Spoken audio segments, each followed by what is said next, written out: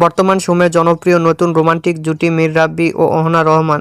দিন দিন বাংলা নাটকের জনপ্রিয়তা বেড়ে চলেছে, সেই ধারাবাহিকতায় আবারও নতুন নাটক নিয়ে হাজির হয়েছেন জনপ্রিয় এই জুটি।